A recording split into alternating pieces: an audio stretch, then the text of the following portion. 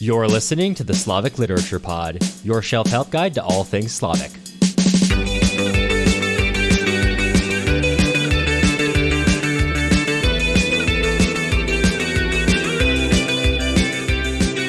I'm Cameron Lalana. And I'm Matt Gerasimovich. And today we're talking about Part 2, Chapter 6 of Vasily Grossman's life and fate, getting really into the nitty-gritty of Victor's sort of revelation that he has and what happens in the following days as he begins to turn it into a coherent theory. And I am strongly reminded that did not study STEM, even in the slightest in school. Is there anywhere in this revelation that you'd like to start?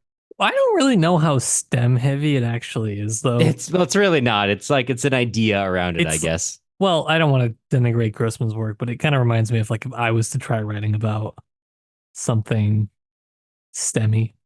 Yeah. Something with a STEM. I guess it bears in mind that he was a chemical engineer, I think he did study physics for a while, but that wasn't his main thing. Well, nevertheless, it doesn't really matter, I think, in this context, because he's talking more about about something different, about how sort of new ideas and new theories and new understandings of our world kind of spring up and spring to life.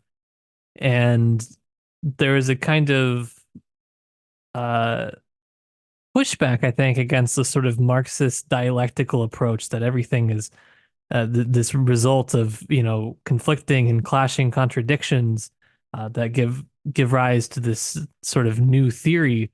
And that is what Victor is really struggling with. Because if weren't aware, if you were a scientist in the Soviet Union, your science should kind of act also in accordance with the almighty Marxist-Leninist dogma, which, as we all know, is how the world works, and therefore our science must work exactly according to our dogma, which sounds a little silly to kind of say it like that, but that is kind of how many aspects of science were conducted.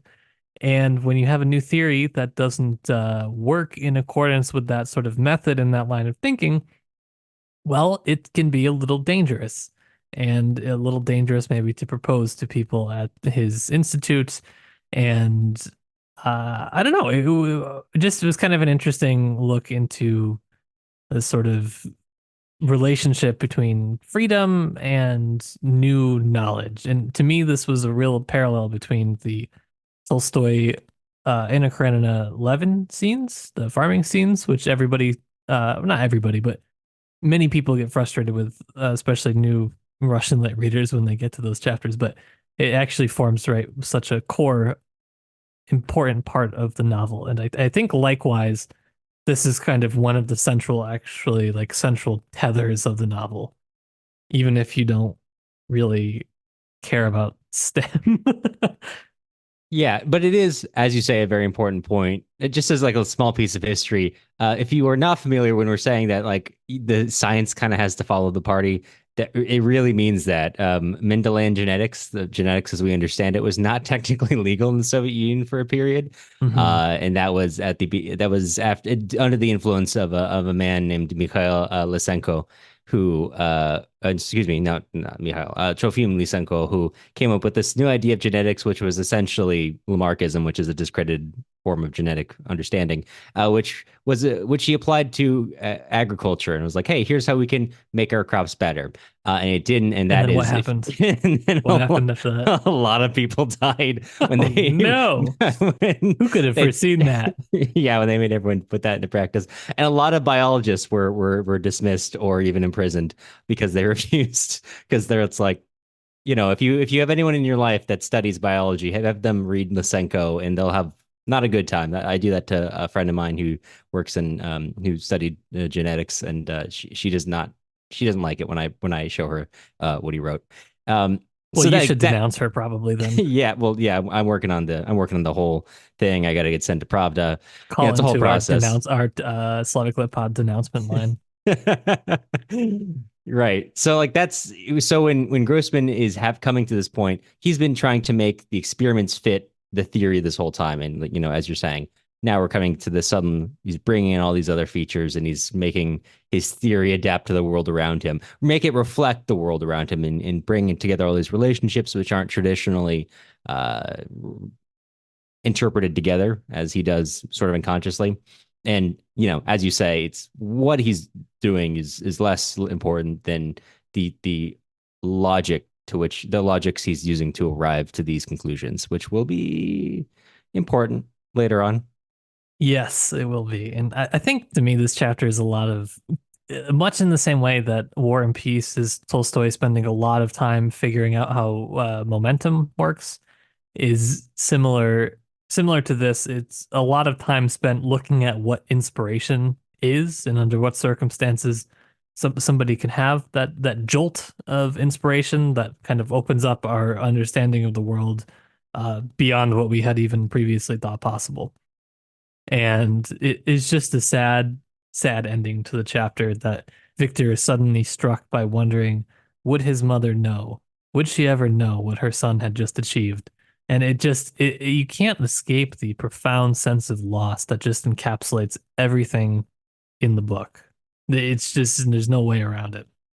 Right. Yeah. Last chapter, we have that sort of with Zhenya and the literal loss That's of people. Yevgenia to you. Yeah, sorry, excuse me. Not that Please. friendly with her. Yevgenia. If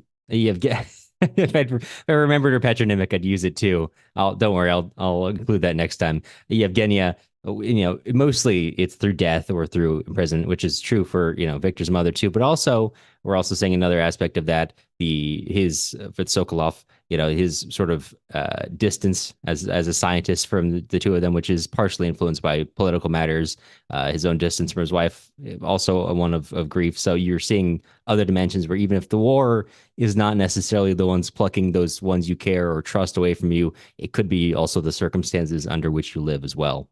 Yeah, and I'm going to give it to Victor in a couple chapters when we sort of get to more in-depth analysis of this. But his relationship with his wife, I think, is one that deserves a lot of criticism, quite frankly. And I think it's a good. We don't have to go into it too much today, but this sort of dichotomy that Grossman is proposing between scientific knowledge and I don't know, it sounds kind of pretentious to call it like humanistic inquiry. But the sort of like why do we do this? Why, like, what is the purpose? What is this serving? How is this making our world better? Is it? How do we know? All of these questions, which can be annoying to ask when you just want to sit in your lab and run experiments. But I think that this is kind of a real moral failing of Victor, is that he's kind of not really able to reconcile one with the other. And I do think that that's something that Grossman is concerned about. And I think it's something that we've at least have some realization that we've probably teetered too far on one way on this.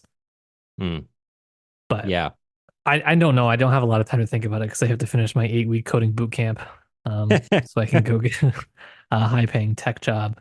Well, that is, I think, when we get to the end of Life and Fate, that is one of the main moral lessons. Actually, is that Grossman completely deforests an entire continent for his Bitcoin mining operation. Yeah, that's the final chapters. You've got like the same thing as War and Peace with 2 epilogues, but instead it's just him elaborating why you should buy his I don't know, Fate coin.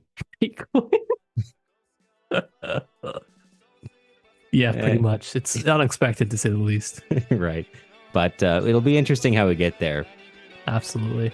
That's kind of all I had today. Given where this conversation is going, perhaps we should cut it off here. And for all of you out there, you'll hear from us again with some crypto tips soon.